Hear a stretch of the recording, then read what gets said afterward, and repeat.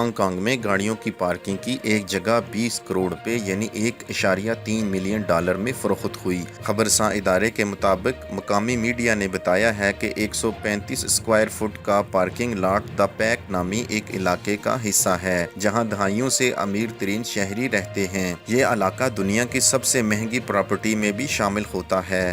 Hong Kong میں جہاں کئی شہری گھروں پر کروڑوں ڈالر خرچ کرنے کو تیار ہیں، وہاں کئی ایسے بھی ہیں جو کرائے پر چھوٹے فلیٹ تک لینے سے قاصر ہیں۔ سال 2019 کی ایک رپورٹ کے مطابق ایک ہنر مند کارکن کو 60 اسکوائر میٹر کا فلیٹ لینے کے لیے 22 سالوں کی تنخواہ جمع کرنا ہوگی۔ اس سے ایک دہائی قبل ایسے ہی فلیٹ کے لیے 12 سال کی تنخواہ جمع کرنے کے بارے میں بتایا گیا تھا، جبکہ 2008 سے ملک میں تنخواہیں ایک ہی شرح پر ہیں۔